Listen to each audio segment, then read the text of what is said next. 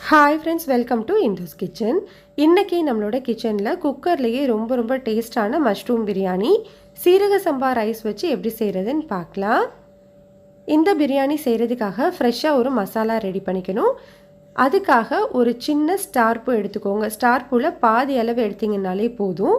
இது கூட 2 கிராம்பு, ஒரு சின்ன பீஸ் கல்பாசி, 1/2 டீஸ்பூன் சீரகம், 1/2 டீஸ்பூன் சோம்பு, ஒரு மராத்தி மொக்கு, 2 சின்ன சைஸ் பட்டை, கூடவே ஒரு சின்ன பீஸ் ஜாதிபத்திரி சேர்த்துக்கோங்க. ஜாதிபத்திரி இல்லைன்னா ஸ்கிப் பண்ணிக்கோங்க, சேர்த்திங்கன்னா நல்லா வாசமாக இருக்கும். இது எல்லாத்தையுமே அப்படியே ஒரு மிக்சி ஜாரில் மாற்றி தண்ணி எதுவும் சேர்க்காமல் கொஞ்சம் கொரகொரப்பாக அரைச்சி எடுத்துக்கோங்க.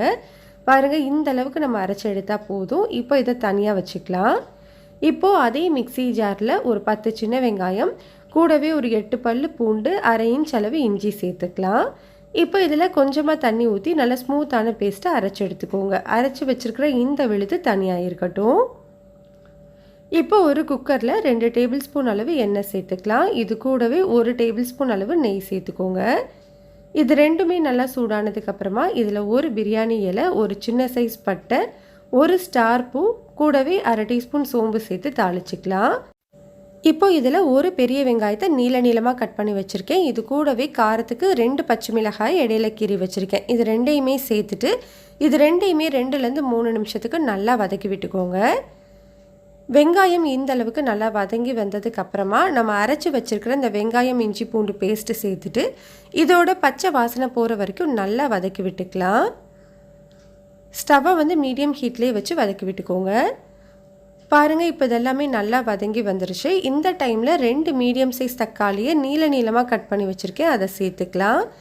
தக்காளி சீக்கிரமாக வதங்குறதுக்காக இந்த பிரியாணிக்கு தேவையான அளவு உப்பு, ஒரு 1 டீஸ்பூன் அளவு கல்லுப்பு சேர்த்துட்டு இந்த தக்காளி நல்லா மசிகிற வரைக்கும் வதக்கி விட்டுக்கோங்க.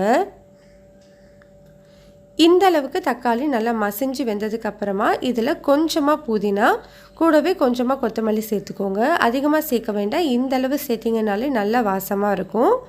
இதை ஒரு முறை நல்லா கலந்து விட்டிங்கன்னா போதும், ரொம்ப நேரத்துக்கு வதக்க வேண்டாம். இது கூடவே ஒரு 2 டேபிள் ஸ்பூன் அளவு கெட்டியான தயிர் சேர்த்துக்கோங்க. தயிர் புளிக்காத தயிராக பார்த்து எடுத்துக்கோங்க, அப்போ தான் டேஸ்ட் ரொம்ப நல்லாயிருக்கும். இப்போ இந்த தயிர் சேர்த்ததுக்கப்புறமா ஒரு 1 நிமிஷத்துக்கு மட்டும் வதக்கி விட்டுக்கலாம். இப்போ இது கூட நான் இன்றைக்கி ஒரு 200 கிராம் அளவு மஷ்ரூமை க்ளீன் பண்ணி கட் பண்ணி எடுத்து வச்சுருக்கேன். இது கூடவே நான் இன்றைக்கி ஒரு மீடியம் சைஸ் கேரட், ஒரு 5 பீன்ஸ் சேர்த்துக்கிறேன். உங்களுக்கு காய்கள் தனியாக சேர்க்க விருப்பம் இல்லை அப்படின்னா நீங்கள் மஷ்ரூம் மட்டுமே சேர்த்து செய்யலாம், டேஸ்ட் சூப்பராக இருக்கும். இப்போ இந்த காய் எல்லாத்தையுமே ஒரு 2 நிமிஷத்துக்கு மட்டும் நல்லா வதக்கி விட்டுக்கோங்க.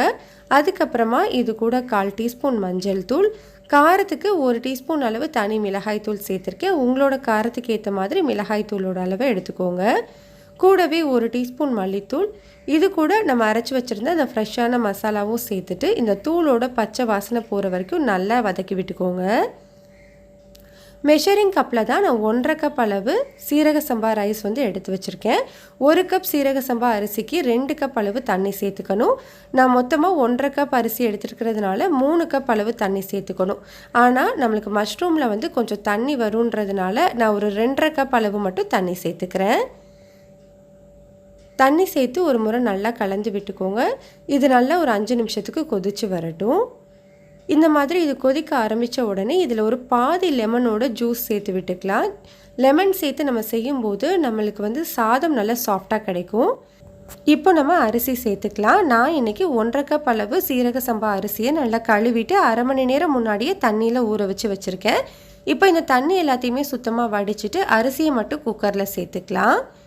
இப்போ இது ஒரு முறை கலந்துட்டு நீங்கள் உப்பு எல்லாமே செக் பண்ணிக்கலாம். இந்த டைம் நீங்கள் செக் பண்ணும்போது உப்பு 1 கல் கூட இருக்கணும், அப்போ தான் வெந்து வந்ததுக்கப்புறமா கரெக்டாக இருக்கும்.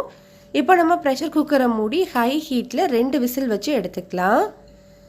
2 விசிலுக்கு அப்புறமா ப்ரெஷர் ரிலீஸ் ஆனதுக்கப்புறம் ஓப்பன் பண்ணி வச்சுருக்கேன். பாருங்கள், நம்மளுக்கு சூப்பரான பிரியாணி ரெடி ஆகிடுச்சு. நல்லா உதிரியாக குழையாமல் சூப்பராக ரெடி ஆகிருக்கு. அவ்வளோதான், நம்மளுக்கு டேஸ்டான மஷ்ரூம் பிரியாணி ரெடி ஆகிடுச்சு. கண்டிப்பாக இதை நீங்கள் ட்ரை பண்ணி பாருங்கள், டேஸ்ட் சூப்பராக இருக்கும்.